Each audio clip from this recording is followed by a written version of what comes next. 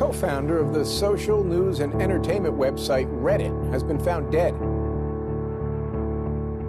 He certainly was a prodigy, although he never kind of thought of himself like that. He was totally unexcited about starting businesses and making money. There's a profound sense of loss tonight in Highland Park, Aaron Swartz's hometown, as loved ones say goodbye to one of the internet's brightest lights. Open access and computer activists are mourning his loss. An astonishing intellect. You talk to people who knew him. He was killed by the government, and MIT betrayed all of its basic principles. They wanted to make an example out of him, okay? Governments have an insatiable desire to control. He was potentially facing 35 years in prison and a $1 million fine. Raising questions of prosecutorial zeal and I would say even misconduct. Have you looked into that particular matter and reached any conclusions? Growing up, I slowly had this process of realizing that all the things around me that people had told me were just the natural way things were, the way things always would be. They weren't natural at all. They were things that could be changed, and they were things that, more importantly, were wrong and should change. And once I realized that, there was really kind of no going back.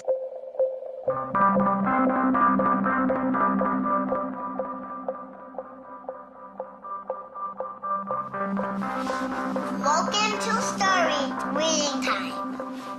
The name of the book is Paddington at the Fair. Well, he was born in Highland Park and grew up here. Aaron came from a family of 3 brothers, all extraordinarily bright. So we were all, not the best behaved children and, 3 boys running around all the time, causing trouble. Hey, no. Aaron, what? But I've come to the realization Aaron learned how to learn at a very young age. 1, 2, 3, 4, 5, 6, 7, 8, 9, 10. Knock, knock. Who's there? Aaron. Aaron who? Aaron, funny man. He knew what he wanted, and he always wanted to do it. He always accomplished what he wanted. His curiosity was endless. Here's a little picture of what the planets are. And each planet has a symbol. Mercury symbol, Venus symbol, Earth symbol, Mars symbol, Jupiter symbol. One day he said to Susan, "What's this free family entertainment in downtown Highland Park?" Free family entertainment downtown Highland Park. He was 3 at the time, and she said, "What are you talking about?" And he said, "Look, it says here on the refrigerator, free family entertainment in downtown Highland Park." And so she was floored and astonished that he could read. It's called My Family Seder. The Seder night is different from all other nights.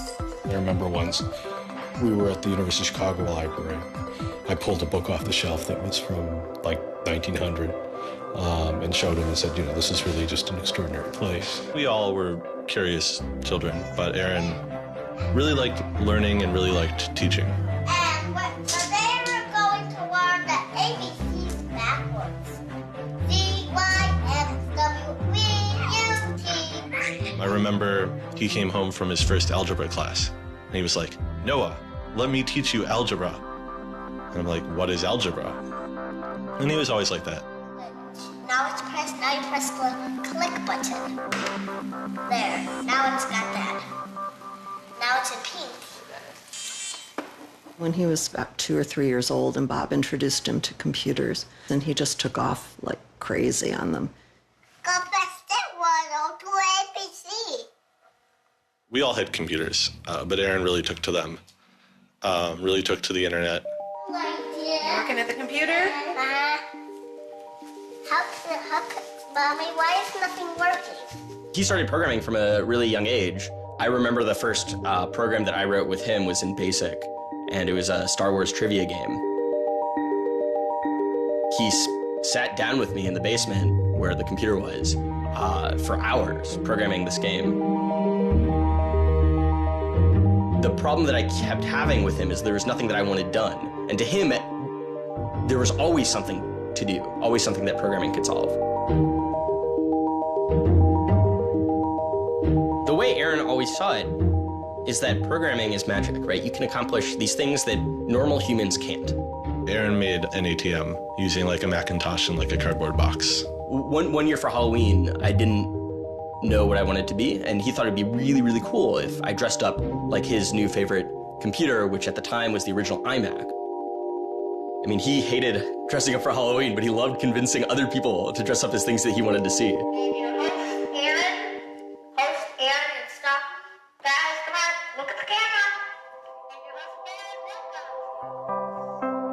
He made this website called The Info, where people can just fill in information. Like, I'm sure someone out there knows all about gold leafing. Why don't they write about that on this website? And then other people could come at a later point and read that information and edit the information if they thought it was bad. Not too dissimilar from Wikipedia, right? And this was before Wikipedia had begun, and this was developed by a 12-year-old in his room by himself, running on, this tiny server using ancient technology. And one of the teachers responds like, "This is a terrible idea. You can't just let anyone author the encyclopedia. The whole reason we have scholars is to write these books for us. How could you ever have such a terrible idea?" Me and my other brother would be like, "Oh, yeah, Wikipedia is cool, but we had that in our house like 5 years ago." Aaron's website, theinfo.org, wins a school competition hosted by the Cambridge-based web design firm Ars Digita. We all went to Cambridge for when he won the Ars Digita Prize. And, we had no clue what Aaron was doing. It was obvious that the prize was really important. Aaron soon became involved with online programming communities, then in the process of shaping a new tool for the web. He comes up to me, it's like, "Ben, there's this really awesome thing that I'm working on. You need to hear about it." I'm like, "Yeah, what is it?"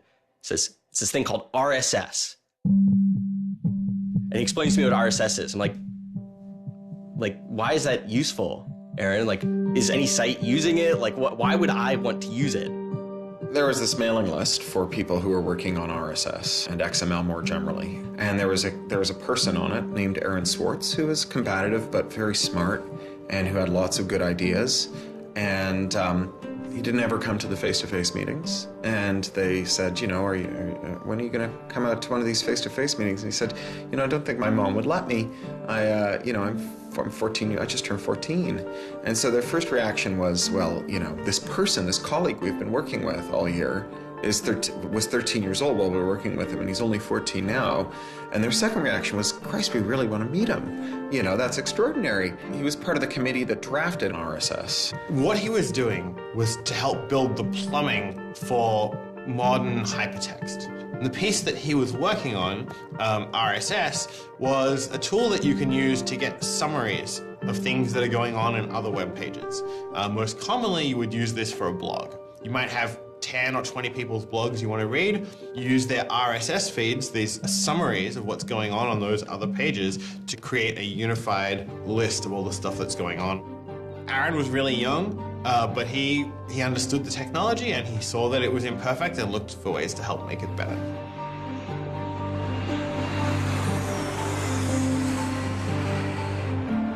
So his mom started bundling him on planes in Chicago. We'd pick him up in San Francisco.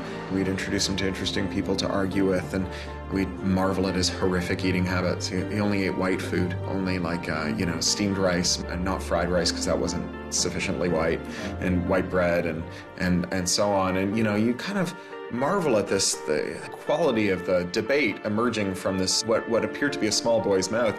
And you think, this is a kid who's really going to go somewhere if he doesn't die of scurvy. Aaron, you're up. I think the difference is that now you can't make companies like Doc was saying. You can't have companies that just, let's sell dog food over the internet, let's sell dog food over cell phones. But there's still a lot of innovation going on. I think if you don't see the innovation, maybe your head isn't in the sand. He takes on this alpha nerd personality where he's sort of like, I'm smarter than you, and because I'm smarter than you, I'm better than you, and I can tell you what to do. It's an extension of him being kind of like a twerp. So you aggregate all these computers together and now they're solving big problems like searching for aliens and trying to cure cancer. First met him on IRC, on Internet Relay Chat. He didn't just write code. He also sort of got people excited about solving problems. He was a connector. The free culture movement has had a lot of his energy. I think Aaron was trying to make the world work. He was trying to fix it. He had a very kind of strong personality that definitely ruffled feathers at times. It wasn't necessarily the case that he was always comfortable in the world and the world wasn't always comfortable with him. Aaron got into high school and was really just sick of school. He didn't like it. He didn't like any of the classes that were being taught. He didn't like the teachers. Aaron really knew how to get information. He was like, I don't need to go to this teacher to learn how to do geometry. I can just read the geometry book, and I don't need to go to the teacher to learn their version of American history. I have 3 historical compilations here. I could just read them, and I'm not interested in that. I'm interested in the web. I was very frustrated with school. I thought, the teachers didn't know what they were talking about, and they were very domineering and controlling, and the homework was kind of a sham, and it was just all a way to pin students together and force them to do busy work. And, I started reading books about the history of education and how this educational system was developed, and alternatives to it in ways that people could actually learn things as opposed to just regurgitating facts their teachers told them. And that kind of led me down this path of questioning things. Once I questioned the school I was in, I questioned the society that built the school, I questioned the businesses that the schools were training people for, and I questioned the government that, set up this whole structure. One of the things he was most passionate about was copyright, especially in those early days. Copyright has always been something of a burden on the publishing industry and on readers, but it wasn't an excessive burden. It was a reasonable institution to have in place to make sure that people got paid. What Aaron's generation experienced was the collision between this antique copyright system and this amazing new thing we were trying to build, the internet and the web. These things collided, and what we got was chaos. He then met Harvard law professor Lawrence Lessig, who was then challenging copyright law in the Supreme Court. A young Aaron Swartz flew to Washington to listen to the Supreme Court hearings. I am Aaron Swartz, and I'm here to listen to see the Eldred argument. Why did you fly out here from Chicago and come all this way to see the Eldred argument? That's a more difficult question. See the Eldred. Because I don't know. It's very exciting to see the Supreme Court, especially such a prestigious case as this one.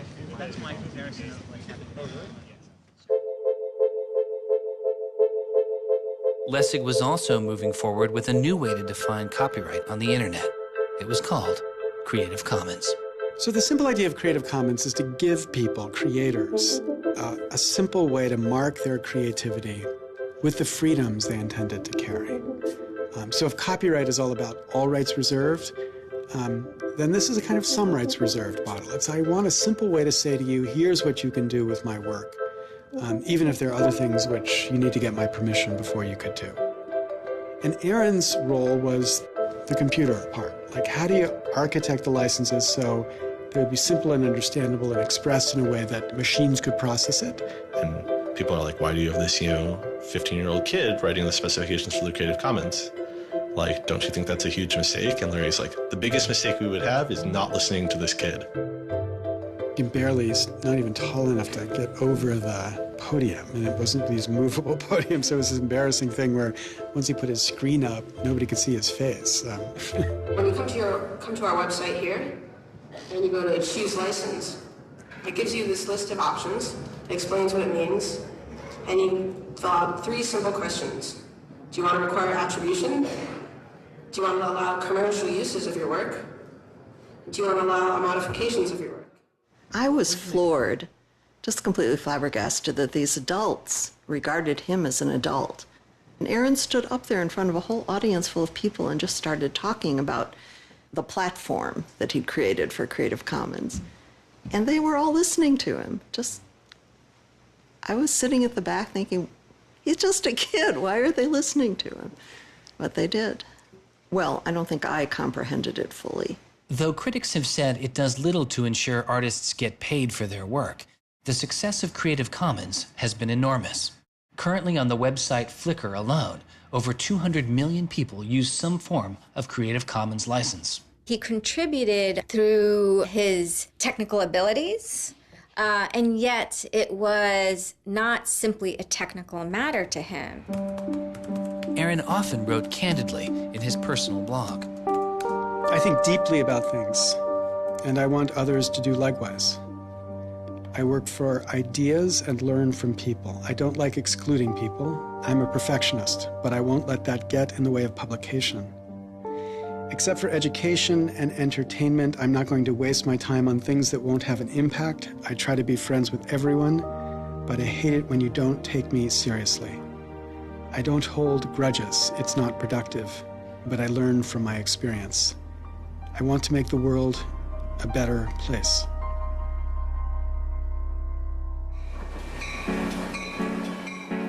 In 2004, Schwartz leaves Highland Park and enrolls in Stanford University. He had had ulcerative colitis, which was very troubling, and we were concerned about him taking his medication. He got hospitalized, and he would take this cocktail of pills every day. And one of those pills was a steroid, which stunted his growth and made him feel different from many of the other students. Aaron, I think, shows up at Stanford ready to do scholarship and finds himself in effectively a babysitting program for overachieving high schoolers who, in 4 years, are meant to become, captains of industry and one percenters. And I think it just made him bananas. In 2005, after only 1 year of college, Schwartz was offered a spot at a new startup incubation firm called Y Combinator, led by Paul Graham. And he's like, hey, I have this idea for a website. And Paul Graham likes him enough and says, yeah, sure. So Aaron drops out of school, moves to this apartment. So this used to be Aaron's apartment when he moved here. I have vague memories of my father telling me how difficult it was to get a lease because Aaron had no credit and he dropped out of college. Aaron lived in what's now the living room, and some of the posters are left over from when Aaron lived here. And then the library. There are more books, but a lot of them are Aaron's. Aaron's Y Combinator site was called Infogami, a tool to build websites. But Infogami struggles to find users, and Schwartz eventually merges his company with another Y Combinator project in need of help. It was a project headed by Steve Huffman and Alexis Ohanian, called Reddit. There we were, starting from almost nothing. No users, no money, no code, and growing day by day into a hugely popular website. And it showed no signs of letting up. First we had 1,000 users, then 10,000, then 20,000, and on and on. It was just incredible. Reddit becomes huge, and it's a real sort of geeky corner of the internet. There's a lot of humor, there's a lot of art, and there's just people who flock to the site and make that site the main site they go to every morning to get their news. Reddit kind of just borders on chaos at some level. So on the one hand, it's a place where people discuss news of the day, technology, politics, and issues. And yet there is a lot of kind of not safe for work material, offensive material. There's some subreddits where trolls find a welcome home. And so in that sense, Reddit has been kind of home to controversy as well. It kind of sits on that edge of chaos. Reddit catches the attention of the corporate magazine giant Condé Nast, who makes an offer to buy the company. Some large amount of money, large enough that my dad was getting bugged with questions about how do I store this money? Like a lot of money. Like a lot of money. Probably more than $1 million, but I don't actually know. And he is how old at the time? 19, 20. So it was in this apartment. They sat around on what predated these couches, hacking on Reddit. And when they sold Reddit, they threw a giant party, and then all flew out to California the next day and left the keys with me. It was funny, he just sold a startup, so we all kind of presumed he was the richest person around, but he said, oh no, I'll take this tiny little shoebox-sized room. That's all I need. It was barely larger than a closet. The idea of him spending his money on fancy objects just seems so implausible. He explains it's I like living in apartments, so I'm not going to spend a lot of money on a new place to live. I'm not going to buy a mansion. And I like wearing jeans and a t-shirt, so I'm not going to spend any more money on clothes. So like, it's, really no big deal. What is a big deal to Schwartz is how traffic flows on the internet and what commands our attention. In the old system of broadcasting, you were fundamentally limited by the amount of space in the airwaves. You could only send out 10 channels over the airwaves of television, right? Or even with cable, you had 500 channels. On the internet, everybody can have a channel. Everyone can get a blog or a MySpace page. Everyone has a way of expressing themselves. And so what you see now is not a question of who gets access to the airwaves. It's a question of who gets control over the ways you find people. You start seeing power centralizing in sites like Google, these sort of gatekeepers that tell you where on the internet you want to go, the people who provide you your sources of news and information. So it's not, only certain people have a license to speak. Now everyone has a license to speak. It's a question of who gets heard. After he started working in San Francisco at Condé Nast, he comes into the office and they want to give him a computer with all this crap installed on it and say that he can't install any new things on his computer, which to developers outrageous, right? From the first day, he was complaining about all this stuff. Gray walls, gray desks, gray noise. The first day I showed up here, I simply couldn't take it. By lunchtime, I had literally locked myself in a bathroom stall and started crying. I can't imagine staying sane with someone buzzing in my ear all day, let alone getting any actual work done. Nobody else seems to get work done here either. Everybody's always coming into our room to hang out and chat or invite us to play the new video game system that Wired is testing. He really had different aspirations that were politically oriented. And Silicon Valley just doesn't really quite have that culture that orients technical activity for the purposes of political goals. Aaron hated working for a corporation. They all hate working for Condé Nast, but Aaron is like the only one who's not going to take it.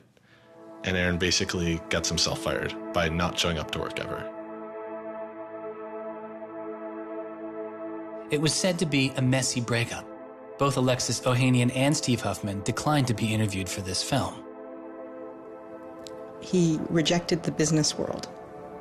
One of the really important things to remember about that choice when Aaron decided to kind of leave startup culture is that he was also leaving behind the things that had made him famous and well-loved, and he was at risk of letting down fans. He got to where he was supposed to be going and had the self-awareness and the orneriness to realize that he had climbed the mountain of shit to pluck the single rose and discovered that he'd lost his sense of smell.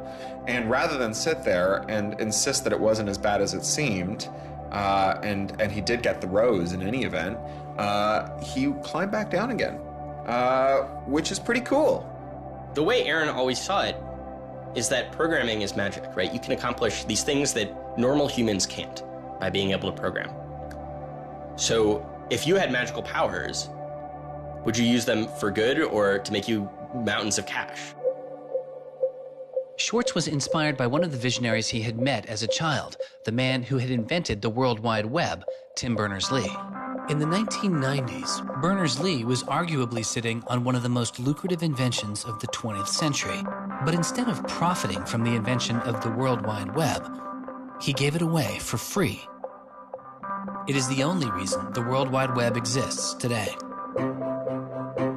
Aaron is certainly deeply influenced by Tim. Tim is certainly a very prominent early internet genius who doesn't in any sense cash out. He's not at all interested in how he's going to figure out how to make $1 billion.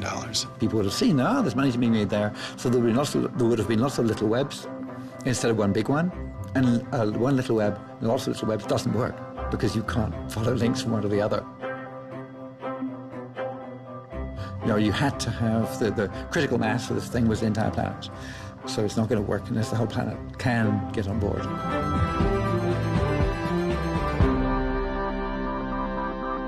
I mean, I feel very strongly that it's not enough to just live in the world as it is, to just kind of take what you're given and, follow the things that adults told you to do and that, your parents told you to do and that society tells you to do. I think you should always be questioning. I take this very scientific attitude that everything you've learned is just provisional, that, you know, it's always open to recantation or refutation or questioning. And I think the same applies to society. Once I realized that there were real serious problems, fundamental problems that I could do something to address, I didn't see a way to forget that. I didn't see a way not to. We just started spending a lot of time just kind of as friends. We would just talk for hours into the night. I definitely should have understood that he was flirting with me. I think to some degree I was like, this is a terrible idea and impossible, and therefore I will pretend it is not happening. As my marriage was breaking down and I was really stuck without anywhere to go, we became roommates and brought my daughter over. We moved in and furnished a house, and it was really peaceful. Like, my life had not been peaceful for a while, and really neither had his.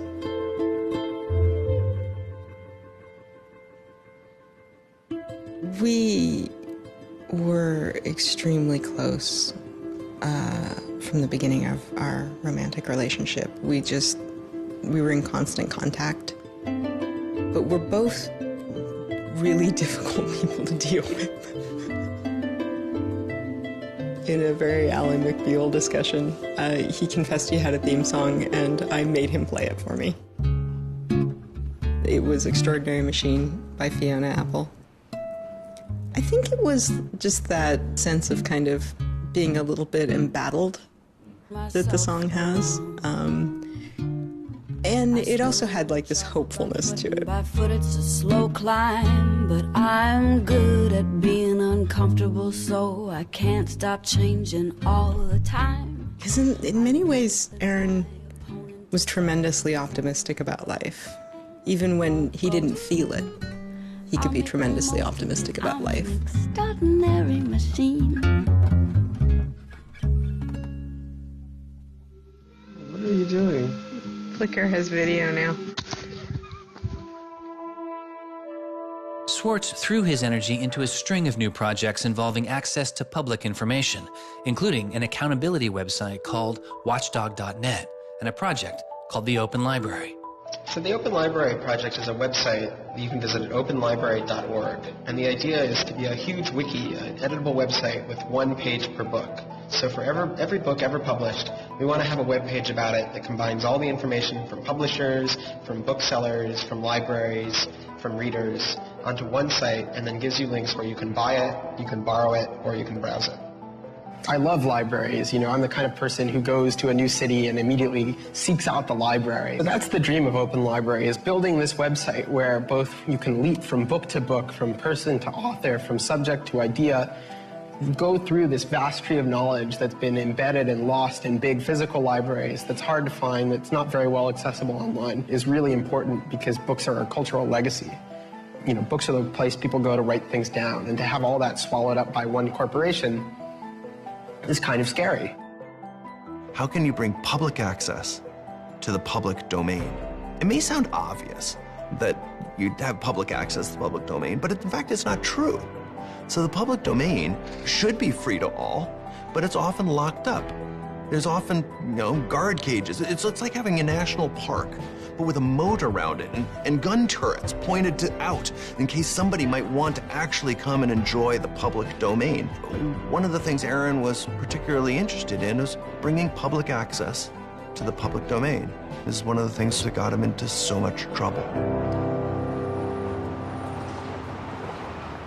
I had been trying to get access to federal court records in the United States. What I discovered was a puzzling system called PACER, which stands for Public Access to Court Electronic Records. I started Googling, and that's when I ran across Carl Malamud. Access to legal materials in the United States is a $10 billion per year business. PACER is just this incredible abomination of government service. It's 10 cents a page. It's this most brain-dead code you've ever seen. You can't search it. You can't bookmark anything. You got to have a credit card. And these are public records. It's U.S. district courts are very important. It's where a lot of our seminal litigation starts, civil rights cases, patent cases, all sorts of stuff. And journalists and students and citizens and lawyers all need access to PACER, and it fights them every step of the way. People without means can't see the law as readily as people that have that gold American Express card. It's a poll tax on access to justice. The law is the operating system of our democracy, and you have to pay to see it. That's not much of a democracy. They make about $120 million a year on the PACER system, and it doesn't cost anything near that, according to their own records. In fact, it's illegal. The E-Government Act of 2002 states that the courts may charge only to the extent necessary in order to reimburse the costs of running PACER.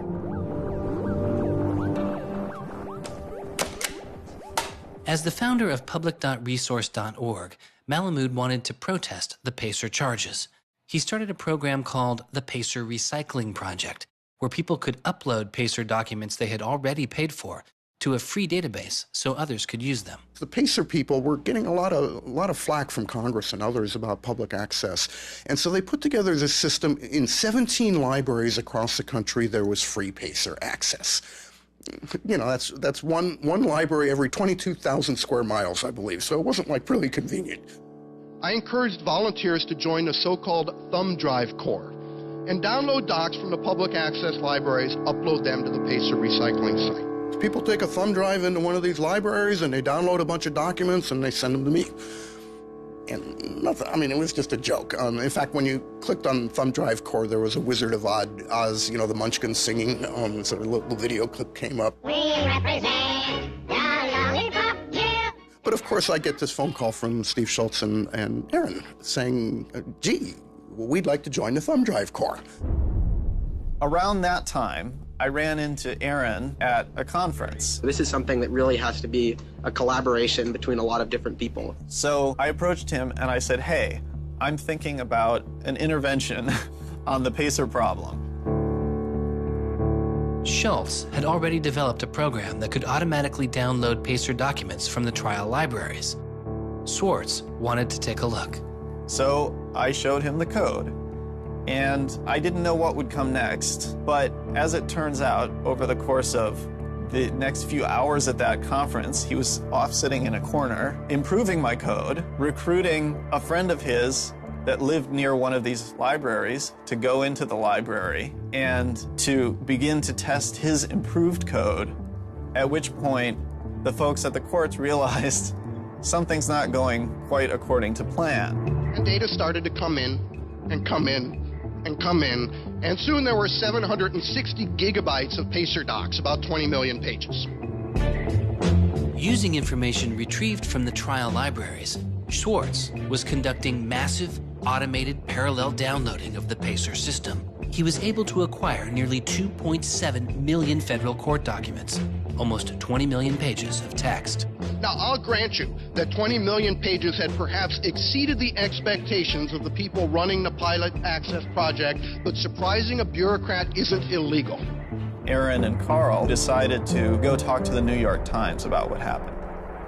They also caught the attention of the FBI, who began to stake out Schwartz's parents' house in Illinois. But I get a tweet from his mother saying, call me. It's like, oh my God, what the hell's going on here? And so I finally got a hold of Aaron, and Aaron's mother was like, oh my God, FBI, FBI, FBI. An FBI agent drives down our home's driveway trying to see if Aaron is in his room. And I remember being home that day and wondering why this car was driving down our driveway and just driving back out. I was like, that's weird. 5 years later, I read this FBI file and I'm like, oh my goodness. That was the FBI agent in my driveway. He was terrified. He was totally terrified. He was way more terrified after the FBI actually called him up on the phone and tried to sucker him into coming down to a coffee shop without a lawyer. He said he went home and laid down on the bed and was shaking. The downloading also uncovered massive privacy violations in the court documents. Ultimately, the courts were forced to change their policies as a result. and the FBI closed their investigation without bringing charges. To this day, I find it remarkable that anybody, even at the most remote podunk field office of the FBI, thought that a fitting use for taxpayer dollars was investigating people for criminal theft on the grounds that they had made the law public. How can you call yourself a lawman and think that there can possibly be anything wrong in this whole world with making the law public? Aaron was willing to put himself at risk for the causes that he believed in. Bothered by wealth disparity, Schwartz moves beyond technology and into a broader range of political causes. I went into Congress and I invited him to come and hang out and intern for us for a while so that he could learn, the political process. He was sort of learning about a new community, a new set of skills, and kind of learning to hack politics. It seems ridiculous that miners should have to hammer away until their whole bodies are dripping with sweat, faced with the knowledge that if they dare to stop, they won't be able to put food on the table that night, while I get to make larger and larger amounts of money each day just by sitting and watching TV. But apparently the world is ridiculous. So I co-founded a group called the Progressive Change Campaign Committee, and what we try and do is we try and organize people over the internet who care about progressive politics and moving the country in a more progressive direction to kind of come together, join our email list, join our campaigns, and help get progressive candidates elected all across the country. The group is responsible for igniting the grassroots effort behind the campaign to elect Elizabeth Warren to the Senate. He might have thought it was a dumb system, but he came in and he said, I need to learn this system because it can be manipulated like any social system. But his passion for knowledge in libraries didn't take a back seat. Aaron began to take a closer look at institutions that publish academic journal articles. By virtue of being students at a major U.S. university, I assume that you have access to a wide variety of scholarly journals. Pretty much every major university in the United States pays these sort of licensing fees to organizations like JSTOR and Thomson and ISI to get access to scholarly journals that the rest of the world can't read. These scholarly journals and articles are essentially the entire wealth of human knowledge online, and many have been paid for with taxpayer money or with government grants. But to read them, you often have to pay again, handing over steep fees to publishers like Reed Elsevier. These licensing fees are so substantial that people who are studying in India instead of studying in the United States don't have this kind of access. They're locked out from all of these journals. They're locked out from our entire scientific legacy. I mean, a lot of these journal articles, they go back to the Enlightenment. Every time someone has written down a scientific paper, it's been scanned and digitized and put in these collections. That is a legacy that has been brought to us by the history of people doing interesting work, the history of scientists. It's a legacy that should belong to us as a commons, as a people, but instead it's been locked up and put online by a handful of for-profit corporations who then try and get the maximum profit they can out of it. So a researcher paid by the university or the people publishes a paper, and in the very, very last step of that process, after all the work is done, after all the original research is done, the thinking, the lab work, the analysis, after everything is done at that last stage, then the researcher has to hand over his or her copyright to this multi-billion-dollar company. And it's sick. It's an entire economy built on volunteer labor. And then the publishers sit at the very top and scrape off the cream. Talk about a scam. One publisher in Britain made a profit of $3 billion last year. I mean, what a racket. JSTOR is just a very, very small player in that story, but for some reason, JSTOR is the player that Aaron decided to confront. He'd gone to some conference around open access and open publishing, and I don't know who the person from JSTOR was, but I think at some point Aaron asked the question, like, how much would it cost to open up JSTOR in perpetuity? And they gave some, I think it was $200 million, something that Aaron thought was totally ridiculous. Working on a fellowship at Harvard, he knew users on MIT's famously open and fast network Nextdoor had authorized access to the riches of JSTOR. Schwartz saw an opportunity. You have a key to those gates. And with a little bit of shell script magic, you can get those journal articles. On September 24th, 2010, Schwartz registered a newly purchased Acer laptop on the MIT network under the name Gary Host. The client name was registered as Ghost Laptop. He doesn't hack JSTOR in the traditional sense of hacking. The JSTOR database was organized, so it was completely trivial to figure out how you could download all the articles in JSTOR because it was basically numbered. It was basically, you know, / number article 444,024, then 25, then 26. He wrote a Python script called keepgrabbing.py, which was like keep grabbing one article after another. The next day, Ghost Laptop begins grabbing articles, but soon the computer's IP address is blocked. For Schwartz, it's barely a bump in the road. He quickly reassigns his computer's IP address and keeps downloading.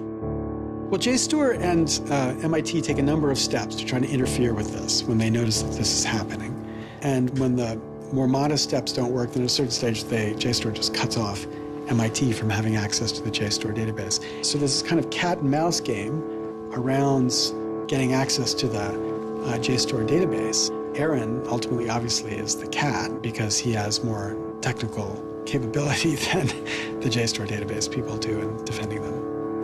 And eventually, there was an unlocked supply closet in the basement of one of the buildings. And he went, instead of going through Wi-Fi, he went down there and he just plugged his computer directly into the network and just left it there with an external hard drive downloading these articles to the computer. Unknown to Schwartz, his laptop and hard drive had been found by authorities. They didn't stop the downloads. Instead, they installed a surveillance camera. They found the computer in this room in the basement of an MIT building. They could have unplugged it. They could have waited for the guy to come back and said, dude, what are you doing? You know, cut it out. Who are you? And they could have done all that kind of stuff, but they didn't. What they wanted to do was film it to gather evidence to make a case. That's the only reason you film something like that.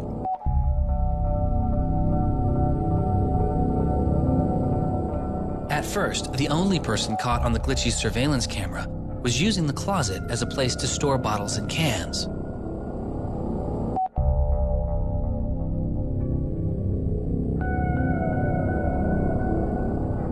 But days later, it caught Schwartz.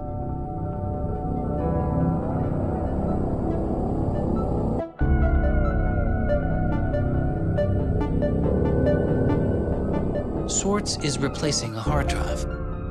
He takes it out of his backpack, leans out of frame for about 5 minutes, and then leaves.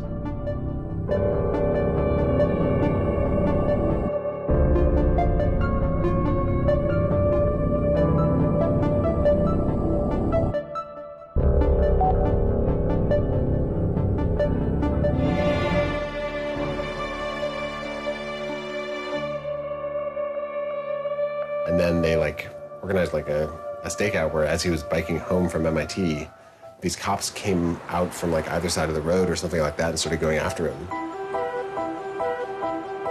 He describes that he was pressed down and assaulted by the police. He tells me that it's unclear that they were police that were after him. He thought that someone was trying to attack him. He does tell me they beat him up. I was just devastated. The notion of any kind of criminal prosecution of anyone in our family or anything was so foreign and incomprehensible, I didn't know what to do. Well, they execute search warrants at Aaron's house, his apartment in Cambridge, and his office at Harvard. 2 days before the arrest, the investigation had gone beyond JSTOR and the local Cambridge police. It had been taken over by the United States Secret Service. The Secret Service began investigating computer and credit card fraud in 1984, but 6 weeks after the attack on 9/11, their role expanded. President Bush used the Patriot Act to establish a network of what they called electronic crimes task forces. The bill before me takes account of the new realities and dangers posed by modern terrorists. According to the Secret Service, they are primarily engaged in activity with economic impact, organized criminal groups, or use of schemes involving new technology. The Secret Service turned Schwartz's case over to the Boston U.S. Attorney's Office. There was a guy in the U.S. Attorney's Office who had the title head of the Computer Crimes Division or Task Force. I don't know what else he had going, but you're certainly not much of a computer crimes prosecutor without a computer crime to prosecute. So he jumped on it, kept it for himself, didn't assign it to someone else within the office or the unit, and that's Steve Hyman. Prosecutor Stephen Hyman has been largely out of public view since the arrest of Aaron Swartz, but he can be seen here in an episode of the television show American Greed, filmed around the time of Aaron's arrest. He is describing his previous case against the notorious hacker Alberto Gonzalez, a case that garnered Hyman enormous press attention and accolades. Gonzalez masterminded the theft of over 100 million credit card and ATM numbers, the largest such fraud in history. Here, Hyman, describing Gonzalez, gives his view on the hacker mindset. These guys are driven by a lot of the same things that we're driven by. They have an ego, they like challenge, and of course they like money and everything you can get from money. One of the suspects implicated in the Gonzalez case was a young hacker named Jonathan James. Believing Gonzalez's crimes would be pinned on him, James committed suicide during the investigation. In an early press release describing the government's position in the case of Aaron Swartz, Hyman's boss, U.S. Attorney for the District of Massachusetts Carmen Ortiz, said this: "Stealing is stealing, whether you use a computer command or a crowbar, and whether you take documents, data, or dollars." It's not true. It's obviously not true. I'm not saying it's harmless, and I'm not saying that we shouldn't criminalize stealing of information, but you've got to be much more subtle in trying to figure out exactly which kinds of harms are harmful here. So the thing about a crowbar is every time I break into a place with a crowbar, I do damage. There's no doubt about it. But when Aaron writes a script that says download, download, download 100 times in a second, there's no obvious damage to anybody. If he does that for the purpose of gathering an archive to do academic research on it, there is never any damage to anybody. He wasn't stealing, he wasn't selling what he got or giving it away.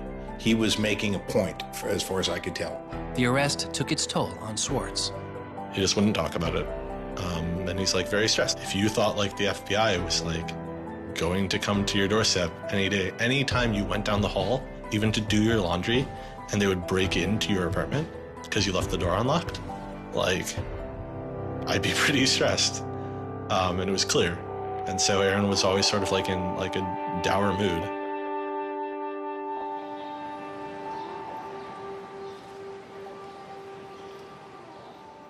He wouldn't give off any sensitive information about his whereabouts during this time because he was so afraid that the FBI would be waiting for him. It was a time of unprecedented social and political activism. Time magazine would later name as their 2011 Person of the Year, the protester. There was a kind of hotbed of hacker activity going on. WikiLeaks had released a trove of diplomatic cables. Manning had been under arrest at the time. It was unknown whether he was the source of the leak.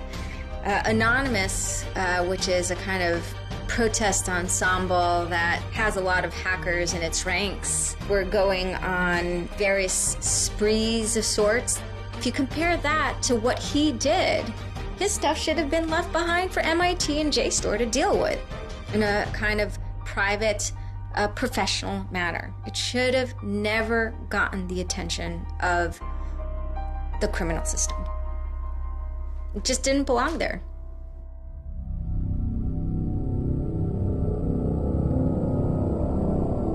Before he was indicted, Swartz was offered a plea deal that involved 3 months in prison, time in a halfway house, and a year of home detention, all without the use of a computer. It was on the condition that Swartz plead guilty to a felony. Here we are. We have no discovery, no evidence whatsoever about what the government's case is, and we have to make this immense decision where the lawyer is pushing you to do this, the government is giving you a non-negotiable demand, and you're told that your likelihood of prevailing is small, so whether you're guilty or not, you're better off taking the deal. Boston has its own computer crimes division. Lots of lawyers, probably more lawyers than they need.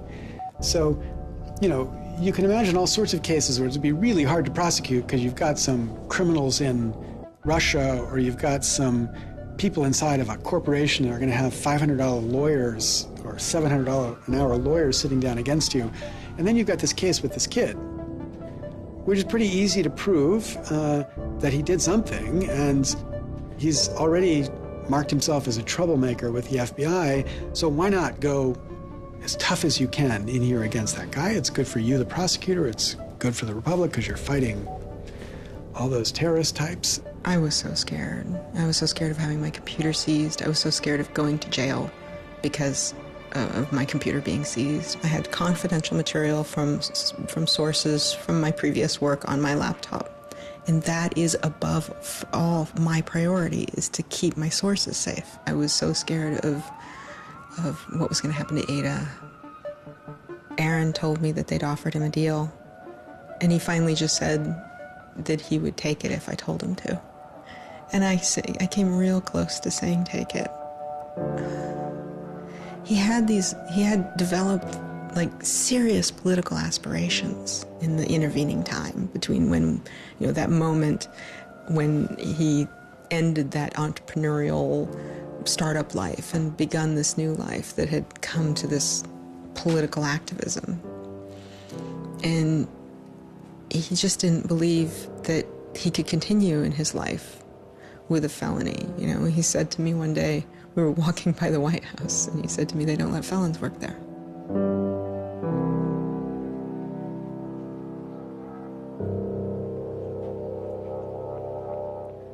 And, he really wanted that to be his life. He hadn't killed anybody. He hadn't hurt anybody. He hadn't, stolen money. He hadn't done anything that seemed felony worthy, right? And there is this idea that, there's no reason that he should be labeled a felon and taken away his right to vote in many states for doing what he did. That's just outrageous. It makes sense for him to be, maybe fined a bunch of money or, asked not to come back to MIT again. But to be a felon, to face jail time. Schwartz turned down the plea deal. Hyman redoubled his efforts. Hyman continued to press us at all levels. Even with the physical evidence seized from Aaron's Acer computer, hard drive, and USB drive, the prosecutors needed evidence of his motives. Why was Aaron Schwartz downloading articles from JSTOR, and just what did he plan to do with them? The government claims that he was planning to publish these. We don't really know whether that was his real intention, because Aaron also had a history of doing projects where he'd analyze giant data sets of articles in order to learn interesting things about them. The best evidence for that was that when he was at Stanford, he also had downloaded the whole Westlaw legal database. In a project with Stanford law students, Schwartz had downloaded the Westlaw legal database. He uncovered troubling connections between funders of legal research and favorable results. He did this amazing analysis of for-profit companies giving money to law professors who wrote law review articles which were then beneficial to Exxon during an oil spill, right? So it was a very corrupt system of funding, vanity research. Schwartz had never released the Westlaw documents. In theory, he could have been doing the same thing about the JSTOR database. That would have been completely okay. If he were, on the other hand, intending to create a competitive service to JSTOR, we're going to set up our own, access to the Harvard Law Review and charge, money for it, then, okay, now it seems like criminal violation because you're commercially trying to exploit this material, but it's kind of crazy to imagine that's what he was doing. So, but then there's the middle case. Well, what if he was just trying to liberate it for all of the developing world? But depending on what he was doing, it creates a very different character to how the law should be thinking about it. The government was prosecuting him as if this was like a commercial criminal violation, like stealing a whole bunch of credit card records. It was that kind of crime. I don't know what he was going to do with that database, but I heard from a friend of his that Aaron had told him he was going to analyze the data for evidence of corporate funding of climate change research that led to biased results. And I totally believe that. I was just told that Steve wanted to talk to me. And I thought, maybe this is a way I could get out of this. just exit the situation. And I didn't want to live in fear of having my computer seized. I didn't want to live in fear of having to go to jail on a contempt of court charge if they tried to compel me to decrypt my computer. When they came to me and said, Steve wants to talk to you, that seemed reasonable. They offered Norton what is known as a Queen for a Day letter, or a proffer. It allowed prosecutors to ask questions about Aaron's case. Norton would be given immunity from prosecution herself for any information she revealed during the meeting. I didn't like it. I told my lawyers repeatedly that this seemed fishy. I didn't like this. I didn't want immunity. I didn't need immunity. I hadn't done anything. But they were really, really stringent that they did not want me meeting the prosecutor without immunity. But just to be clear, this is a Queen for a Day deal, a proffer. Right, a proffer letter. In which you basically handed information over to them in exchange for protection from prosecution. So it wasn't handing information over. It was, at least that's not how I saw it. It was just having a discussion, having an interview with them. Well, they're asking you questions. They're asking me questions. They can ask about whatever they want. Right. And whatever they learn, I really, right. And I repeatedly tried to go in naked. I repeatedly tried to turn down the proffer letter. I was ill. I was being pressured by my lawyers. I was confused. I was not doing well by this point. I was depressed and I was scared and I didn't understand the situation I was in. I had no idea why I was in this situation.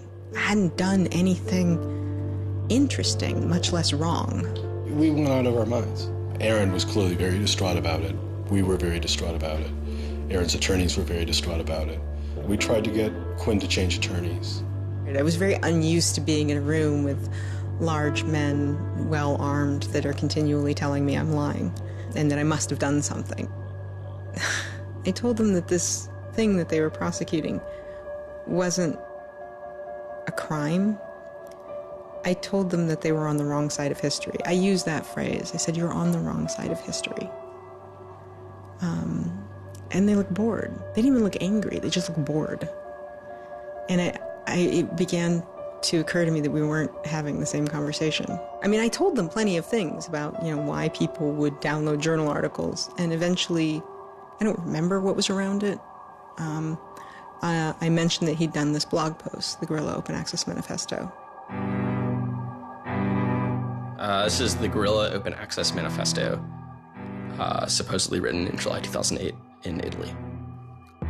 Information is power. But like all power, there are those who want to keep it for themselves. The world's entire scientific and cultural heritage, published over centuries in books and journals, is increasingly being digitized and locked up by a handful of private corporations. Meanwhile, those who have been locked out are not standing idly by. You've been sneaking through holes and climbing over fences, liberating the information locked up by the publishers and sharing them with your friends. But all this action goes on in the dark, hidden underground. It's called stealing or piracy, as if sharing a wealth of knowledge were the moral equivalent of plundering a ship and murdering its crew. But sharing isn't immoral, it's a moral imperative. Only those blinded by greed would refuse to let a friend make a copy. There's no justice in following unjust laws. It's time to come into the light and, in the grand tradition of civil disobedience, declare our opposition to this private theft of public culture. The manifesto itself was allegedly written by 4 different people and also edited by Norton. But it was Schwartz who had signed his name to it. When it's over, I go immediately to Aaron and tell him everything I can remember about it. And he gets very angry. The things that I'd done shouldn't have added up that way. I hadn't done anything wrong, and everything had gone wrong. But I was never...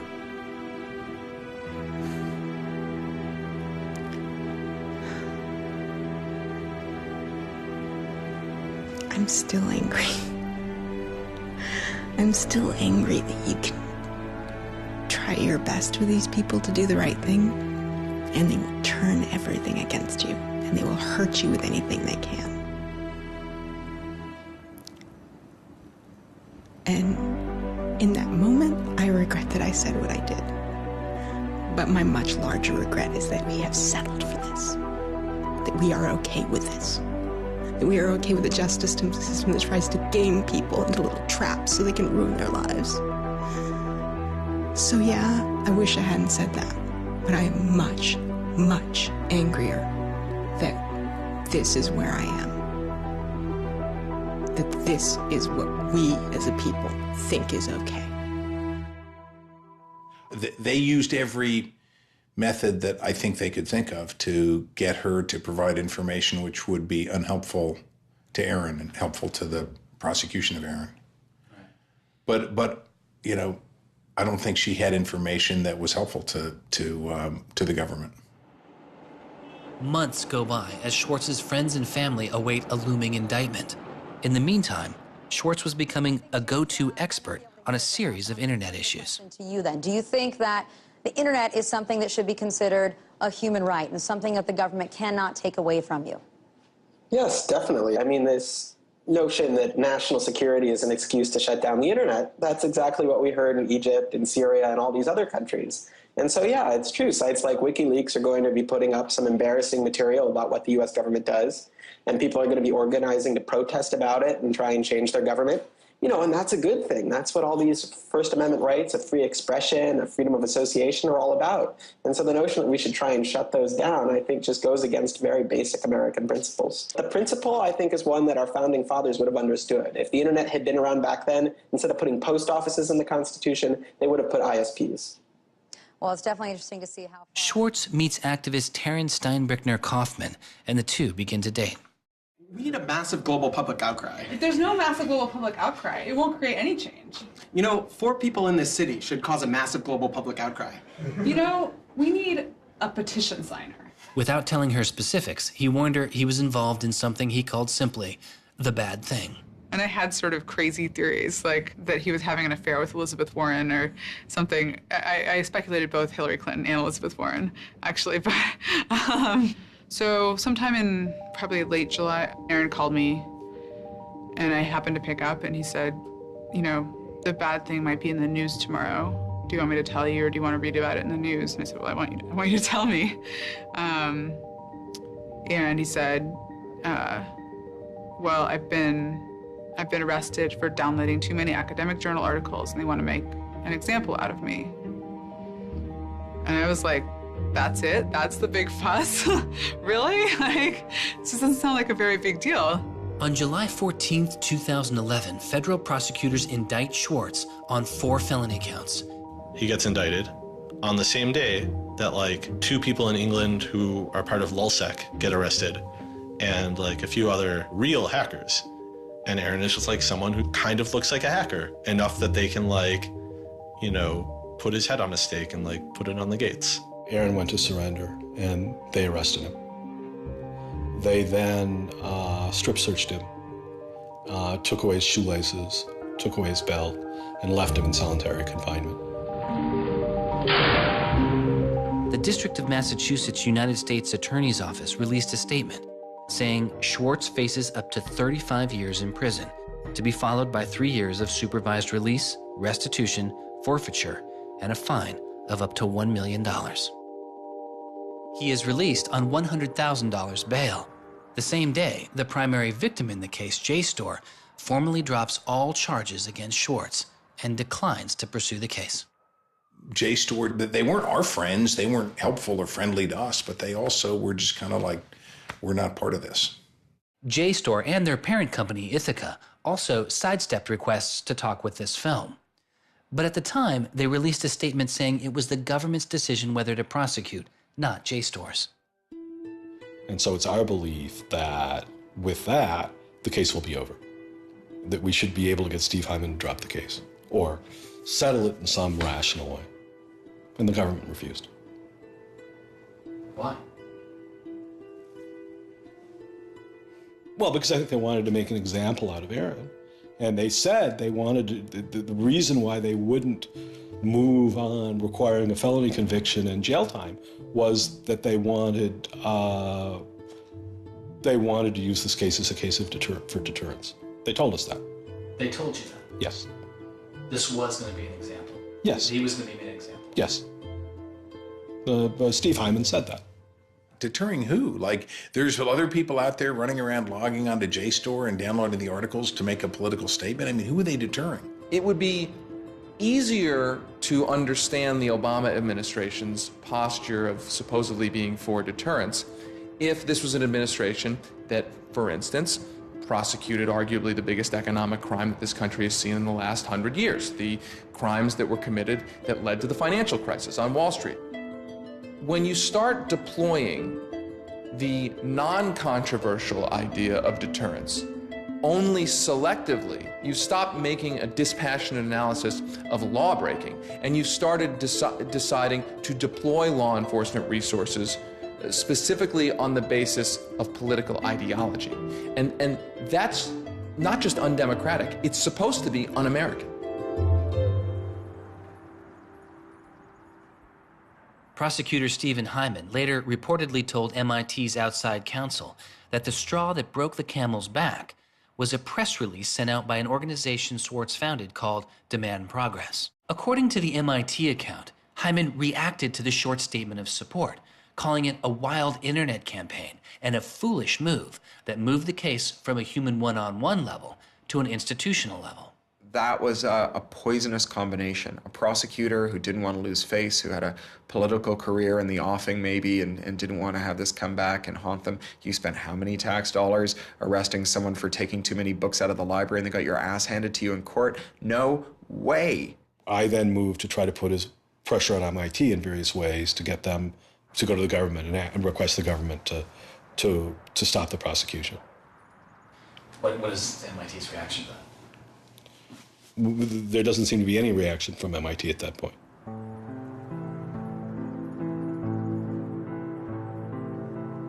MIT doesn't defend Aaron, which to people inside of the MIT community seems outrageous because MIT is a place that encourages hacking in the biggest sense of the word. At MIT, the idea of going and running around on roofs and tunnels that you weren't allowed to be in was not only a rite of passage, it was part of the MIT tour. And lockpicking was a winter course at MIT. They had the moral authority to stop it in its tracks. MIT never stood up and took a position of saying to the feds, don't do this. We don't want you to do this. You're overreacting. This is too strong, that I'm aware of. They acted kind of like any corporation would. They helped the government. They didn't help us unless they felt they had to, and they never tried to stop it. MIT declined repeated requests to comment, but they later released a report saying they attempted to maintain a position of neutrality and believed Hyman and the U.S. Attorney's Office did not care what MIT thought or said about the case. MIT's behavior seemed really at odds with the MIT ethos, right? You could argue that MIT turned a blind eye and that was okay for them to do. But taking that stance, taking that neutral stance in and of itself was taking a pro-prosecutor stance. If you look at Steve Jobs and Steve Wozniak, they started by selling a blue box, which was a thing designed to defraud the phone company. If you look at Bill Gates and Paul Allen, they initially started their business by using computer time at Harvard, which was pretty clearly against the rules. The difference between Aaron and the people I just mentioned is that Aaron wanted to make the world a better place. He didn't just want to make money. Schwartz continues to be outspoken on a variety of internet issues. You know, the reason the internet works is because of the competitive marketplace of ideas. And what we need to be focusing on is getting more information about our government, more accessibility, more discussion, more debate. But instead, it seems like what Congress is focused on is shutting things down. Aaron thought he could change the world just by explaining the world very clearly to people. Flame can literally control your computer and make it spy on you. Welcome, Aaron. Good to have you back on the show here. You know, just like spies used to in olden days put microphones and tap what people were saying, now they're using computers to do the same things. Schwartz's political activity continues, his attention turning to a bill moving through Congress designed to curb online piracy. It was called SOPA. Activists like Peter Eckersley saw it as an enormous overreach, threatening the technical integrity of the internet itself. And one of the first things I did was to call Aaron. I said, can we do a big online campaign against this? This isn't a bill about copyright. It's not? No, he said. It's a bill about the freedom to connect. Now I was listening. And he thought about it for a while and then said yes. And he went and founded Demand Progress. Demand Progress is an online activism organization. We've got around 1.5 million members now, but started in the fall of 2010. Aaron was one of the most prominent people in a community of people who helped lead organizing around social justice issues at the federal level in this country. SOPA was the bill that was intended to curtail online piracy of music and movies, but what it did was basically take a sledgehammer to a problem that needed a scalpel. If passed, the law would allow a company to cut off finances to entire websites without due process, or even to force Google to exclude their links. All they needed was a single claim of copyright infringement. It pitted the titans of traditional media against a new and now far more sophisticated remix culture. It makes everyone who runs a website into a policeman. And if they don't do their job of making sure nobody on their site uses it for anything that's even potentially illegal, the entire site can get shut down without even so much as a trial. This was over the top. I mean, this was a catastrophe. This bill poses a serious threat to speech and civil liberties for all who use the internet. There were only a handful of us who said, look, we're not for piracy either, but it makes no sense to destroy the architecture of the internet, the domain name system, and so much that makes it free and open in the name of fighting piracy. And Aaron got that right away. The freedoms guaranteed in our Constitution, the freedoms our country had been built on, would be suddenly deleted. New technology, instead of bringing us greater freedom, would have snuffed out fundamental rights we'd always taken for granted. And I realized that day, talking to Peter, that I couldn't let that happen. When SOPA was introduced in October 2011, it was considered inevitable. Our strategy when it first came out was to hopefully slow the bill down, maybe weaken it a little bit, but even we didn't think that we would be able to stop this bill. Having worked in Washington, what you learn is that typically in Washington, the legislative fights are fights between different sets of corporate moneyed interests. They're all duking it out to pass legislation. And the fights that are the closest are when you have one set of corporate interests against another set of corporate interests, and they're financially equally matched in terms of campaign contributions and lobbying. Those are the closest ones. The ones that aren't even fights, typically, are ones where all the money is on one side, all the corporations are on one side, and it's just millions of people on the other side. I haven't seen anything like PIPA and SOPA in all my time in public service. There were more than 40 United States senators on that bill as co-sponsors. So there were already a long, long way to getting the 60 votes to have it clear all the procedural hoops. Even I began to doubt myself. It was a rough period. Schwartz and Demand Progress were able to marshal enormous support, using traditional outreach combined with commonly used voice over IP to make it very easy for people to call Congress. I've never met anybody else who was able to operate at his level, both on the technological side and on the campaign strategy side.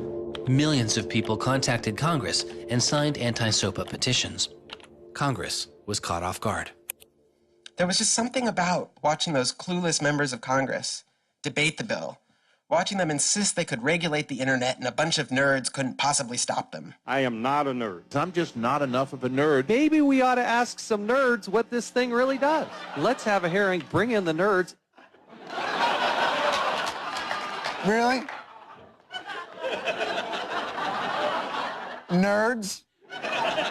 You know, I think actually the word you're looking for is experts. To enlighten you so your laws don't backfire, break the internet.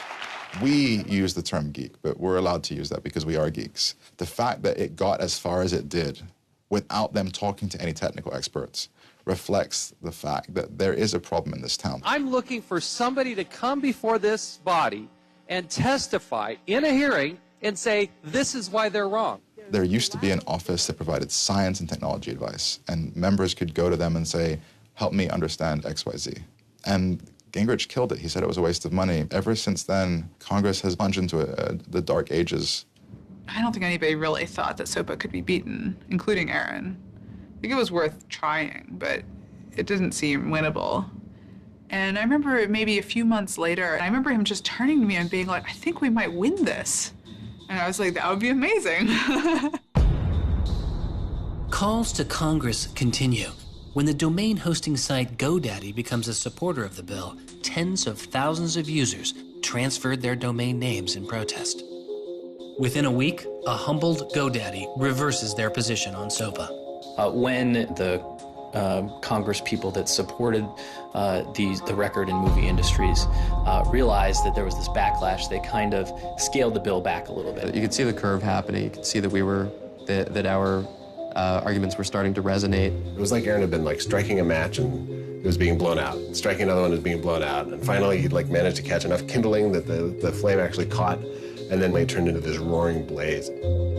On January 16th, 2012, the White House issued a statement saying they didn't support the bill. And then this happened.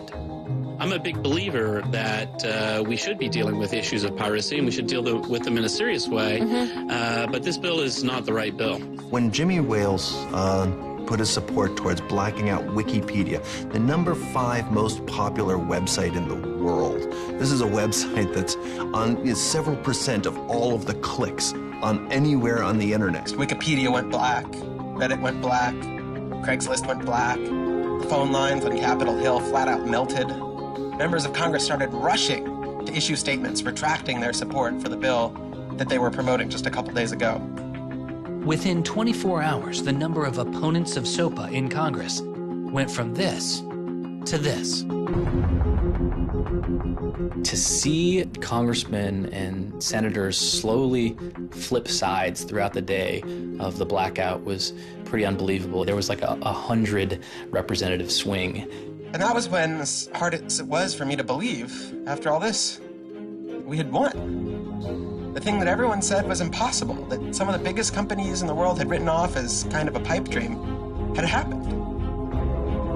We did it. We won. This is a historic week in internet politics, maybe American politics. The thing that we heard from people in Washington, D.C., from staffers on Capitol Hill was they received more emails and more phone calls on SOPA blackout day than they'd ever received about anything. I think that was an extremely exciting moment. This was the moment when the internet had grown up politically. It was exhilarating because it's hard to believe it actually happened. It's hard to believe a bill with so much financial power behind it didn't simply sail through the Congress. And not only did it not sail through, it didn't pass at all. It's easy sometimes to feel like you're powerless, like when you come out in the streets and you march and you yell and nobody hears you. But I'm here to tell you today, you are powerful. So yeah, maybe sometimes you feel like you're not being listened to, but I'm here to tell you that you are. You are being listened to. You are making a difference. You can stop this bill if you don't stop fighting. Stop PIPA. Stop SOPA. Some of the biggest internet companies, to put it frankly, would benefit from a world in which their little competitors could get censored. We can't let that happen. For him, it was more important to be sure that you made a small change than to play a small part in a big change. But SOPA was like playing a major part in a major change. And so for him, it was kind of this proof of concept, like, okay, what I want to do with my life is change the world. I think about it in this really scientific way of like, I'm measuring my impact. And this shows that it's possible, right? That the thing that I want to do with my life is possible. I have proved that I can do it, that I, Aaron Swartz, can change the world. For a guy who never really thought he had done much, which was Aaron, it was one of the few moments where you could really see that he felt like he had done something good. Feeling like here is his maybe one and only victory lap. Everyone said there was no way we could stop SOPA. We stopped it. This is 3 outrageously good victories, and the year isn't even over yet. I mean, if there's a time to be positive, it's now. You know, he wins at SOPA a year after he's arrested It's not unambiguously happy moments. There's a lot going on. He's so attuned towards participating in the political process, you can't stop him. The list of organizations Swartz founded or co-founded is enormous. And years before Edward Snowden would expose widespread internet surveillance, Swartz was already concerned. It is shocking to think that the accountability is so lax that they don't even have sort of basic statistics about how big the spying program is. And if the answer is, oh, we're spying on so many people we can't possibly even count them, then that's an awful lot of people, right? It would be one thing if they said, look, you know, we know the number of telephones we're spying on, we don't know exactly how many real people that corresponds to, but they just came back and said, we can't give you a number at all. That's pretty, I mean, it's scary is what it is. Well, that's scary. You know, they put incredible pressure on him, took away his, you know, all of the money he had made. They, you know, threatened to take away his physical freedom. Why'd they do it? You know, I mean, well, why are they going after whistleblowers? You know, why are they going after people who tell the truth about all sorts of things? I mean, from the banks to the, you know, to war, to just sort of government transparency. So secrecy serves those who are already in power. And we are living in an era of secrecy that coincides with an era where the government is doing also a lot of things that are probably illegal and unconstitutional. So those two things are not coincidences. It's very clear that this technology has been developed not for small countries overseas, but right here for use in the United States by the U.S. government. The problem with the spying program is it's this sort of long, slow expansion, you know, going back to the Nixon administration, right? Obviously, it became big after 9/11 under George W. Bush, and Obama has continued to expand it, and the problems have slowly grown worse and worse. But there's never been this moment you can point to, say, okay, we need to galvanize opposition today because today is when it matters. Instead, it's mattered for. The prosecution, in my estimation, of Aaron Swartz was about sending a particular laser-like message to a group of people that the Obama administration sees as politically threatening. And that is essentially the hacker, the information, and the democracy activist community. And the message that the Obama administration wanted to send to that particular community was, in my estimation, we know you have the ability to make trouble for the establishment. And so we are going to try to make an example out of Aaron Swartz to scare as many of you as possible into not making that trouble. And the government said, oh, the legal opinions we're using to legalize the spying program are also classified. So we can't even tell you which laws we're using to spy on you. You know, every time they can say, oh, this is another instance of cyber war, the cyber criminals are attacking us again, we're all in danger, we're all under threat. They use those as excuses to push through more and more dangerous laws. And so just to follow that up, like personally, how do you feel the fight is going, I guess? It's up to you. I know, but we gotta You know, there's sort of these two polarizing perspectives, right? Everything is great. The internet has created all this freedom and liberty and everything's going to be fantastic. Or everything is terrible. The internet has created all these tools for cracking down and spying and, you know, controlling what we say. And the thing is, both are true, right? The internet has done both. And both are kind of amazing and astonishing. And which one will win out in the long run is up to us. It doesn't make sense to say, oh, one is doing better than the other. You know, they're both true. And it's up to us which ones we emphasize and which ones we take advantage of, because they're both there and they're both always going to be there.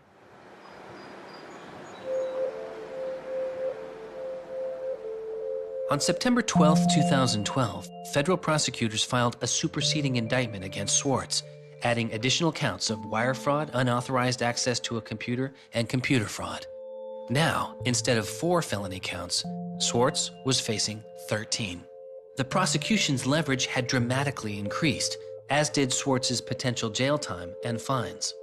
They filed a separate indictment to add more charges, and they had a theory about why this conduct constituted a number of federal crimes, and that a very significant sentence could attach to it under the law.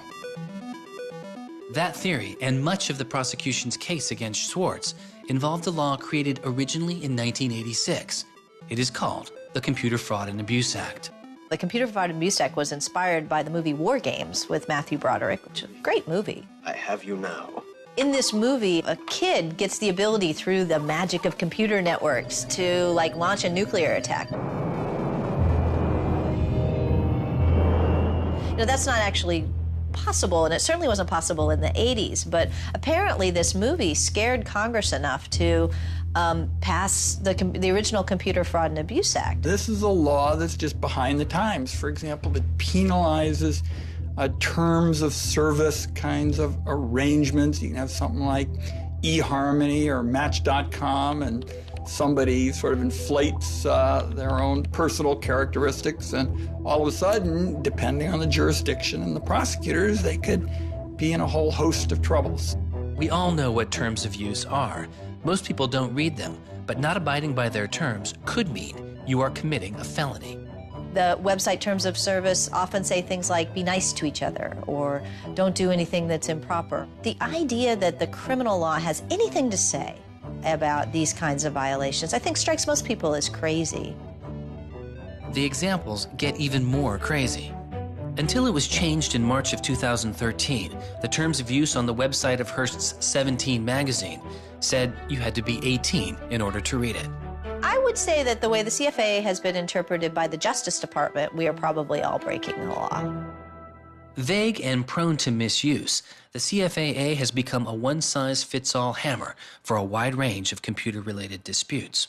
Though not the only factor in his case, 11 of the 13 charges against Schwartz involved the Computer Fraud and Abuse Act.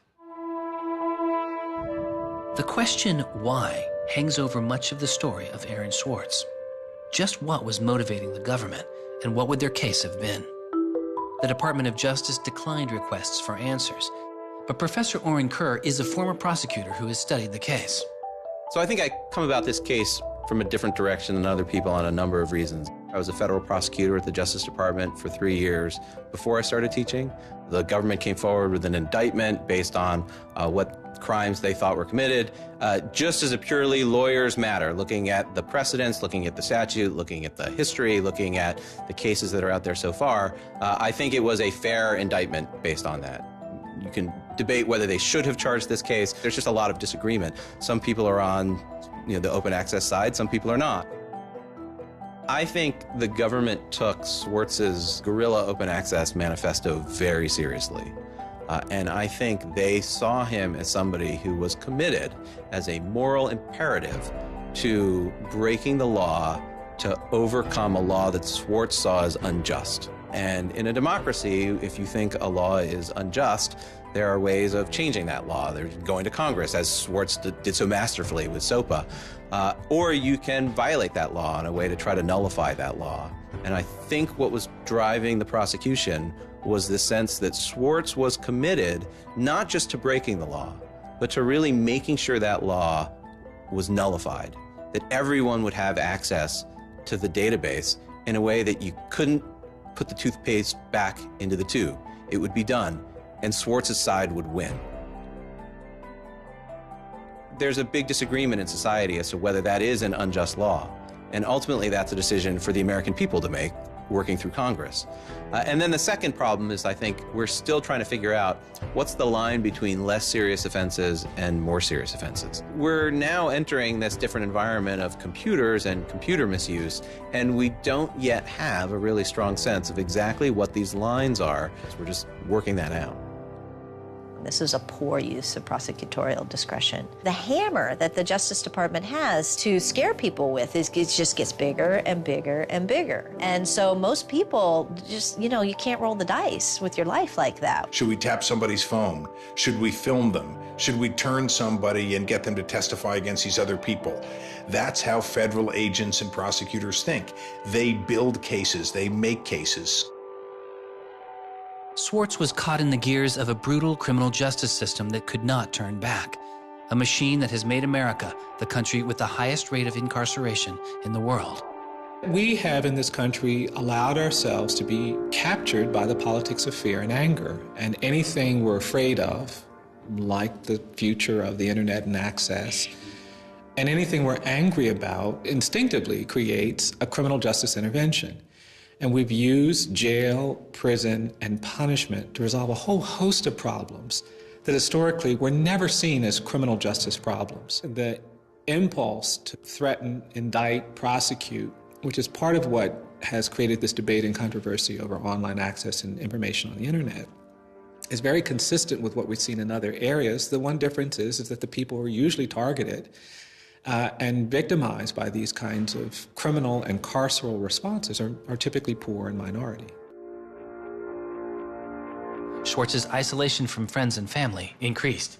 He had basically stopped working on anything else, and the case was, in fact, like taking over sort of his whole life. One of Aaron's lawyers apparently told the prosecutors that he was emotionally vulnerable and that was something that they really needed to keep in mind so that they knew that. It was weighing on him very heavily. He did not like having his actions and his movements restricted in any way. And the threat of jail, which they pounded him with a lot, was terrifying to him. Completely exhausted his financial resources, and it cost us a lot of money also, and he raised a substantial amount of money. So it was, it was in the millions of dollars. The legal defense Yes.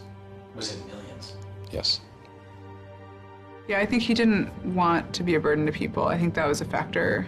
Like, I have my normal life, and then I have this shitty thing I have to deal with. And I try to, keep the two of them as separate as possible. But they were just beginning to blur together, and everything was becoming shitty. Schwartz faced a tough choice that was only getting tougher. Do you admit guilt and move on with your life, or do you fight a broken system? With his legal case, the answer was simple. He rejects the final plea deal, and a trial date is set. Aaron was resolute that he didn't want to knuckle under and accept something that he didn't believe was fair, but I also think he was scared.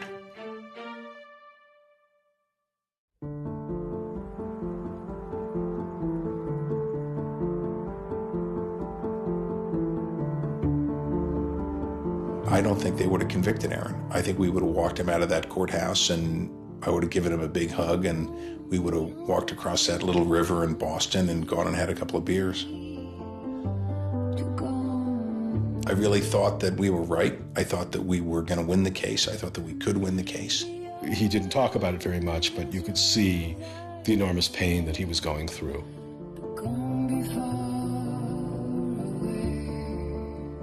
No time in his childhood did Aaron have any severe mood swings or depressive episodes or anything that I would ascribe to severe depression. And it's possible, he was depressed. People get depressed.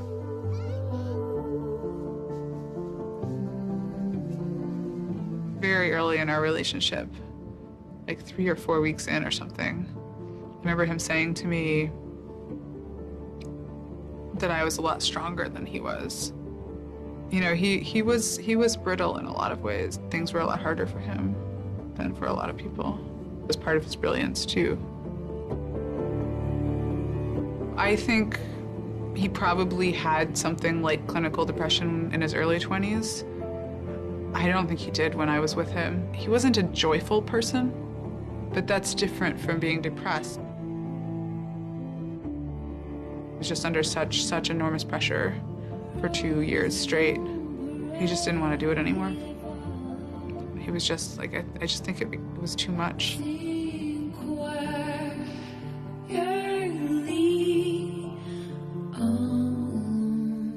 I got a phone call late at night.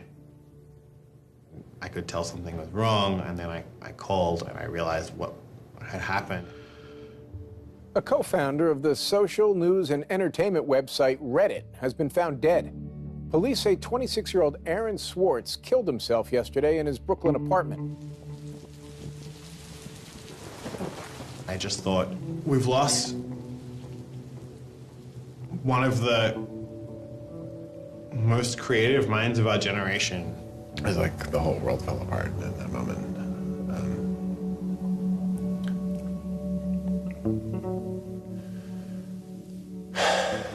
It was one of the hardest nights of my life.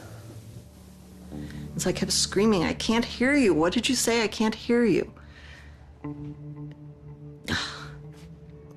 I can't. That's it.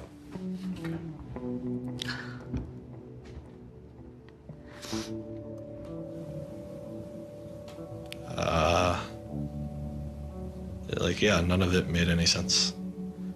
And really still doesn't. I was so frustrated, angry.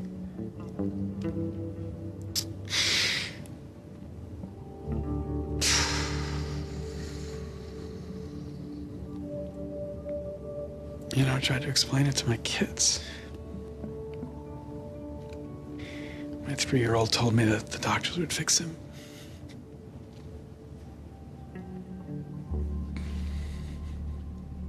I've known lots of people who've died, but I've never lost anybody like this.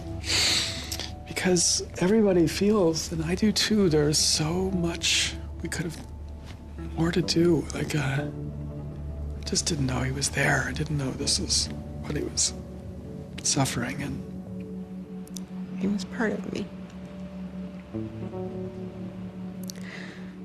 And I just wanted it to not be real. And then I just looked at his Wikipedia page and I saw the end date.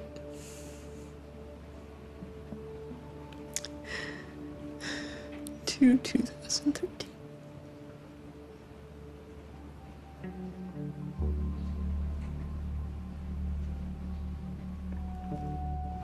Aaron is dead. Wanderers in this crazy world, we have lost a mentor, a wise elder. Hackers for right, we're one down. We've lost one of our own. Nurturers, carers, listeners, feeders, parents, all, we have lost a child. Let us all weep.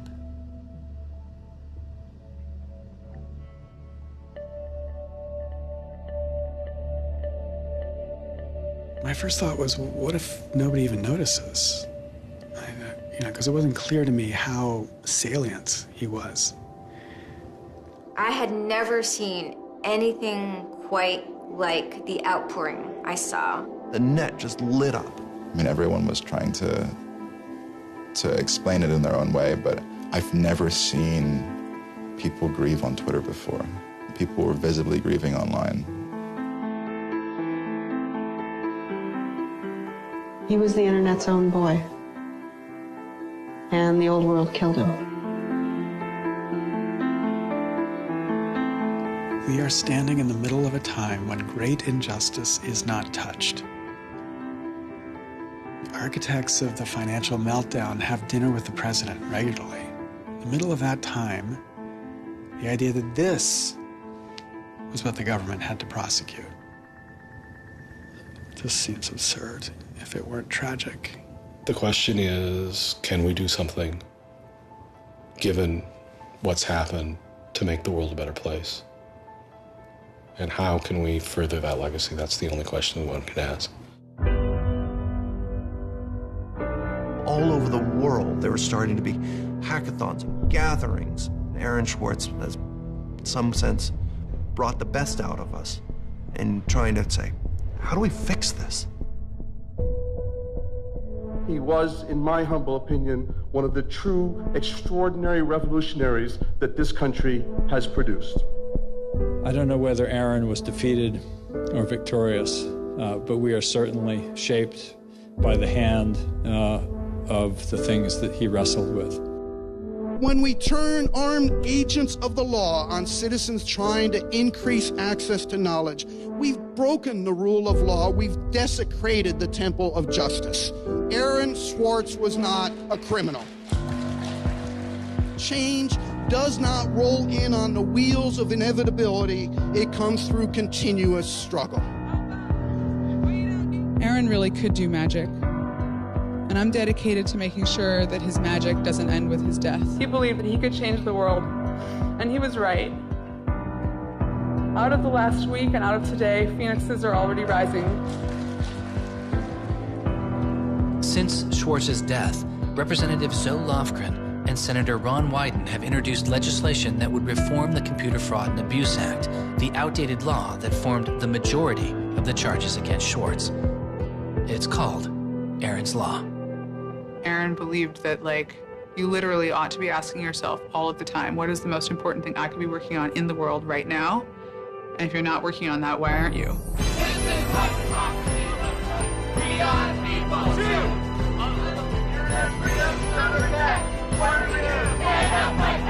Internet freedom is under attack. What do we do? Hey, hey! Oh, oh! Our Northeast has time to go. Hey, hey! I wish we could change the past, but we cannot. but we can change the future, and we must. We must do so for Aaron. We must do so for ourselves. We must do so to make our world a better place, a more humane place, a place where justice works and access to knowledge becomes a human right. So there was a kid back in February from Baltimore, 14 years old, who had access to JSTOR. And he'd been spelunking through JSTOR after reading something. And he figured out a way to do early tests for pancreatic cancer. And pancreatic cancer kills the shit out of you because we detect it way too late. By the time we detect it, it's already too late to do anything about it. He sent emails off to the entire oncology department at Johns Hopkins, you know, hundreds of them. And every 14-year-old kid, yeah. And most of them ignored it, right? But one of them, like, sent him an email back and said, this is not an entirely stupid idea. Why don't you come on over? And this kid worked evenings and weekends with this researcher. And in February, I heard him on the news, just a couple of weeks after Aaron died, when Aaron was in the news a lot. Sorry. And he said the reason he was on the news is because they'd done it. They were shipping an early test for pancreatic cancer that was going to save lives. And he said, this is why what Aaron did was so important. Because you never know, right? This truth of the universe is not only something that policymakers use to figure out, you know, what the speed limit should be. It's where the thing that's going to keep, you know, your kid from dying of pancreatic cancer comes from. And without access, the person who might come up with the thing that's got your number on it may never find that answer. He slept so well, he didn't fall out of bed once, not even when he dreamed he was back on the spacecraft. Very good, Aaron. Very good. Yay, Aaron. Okay. Now it's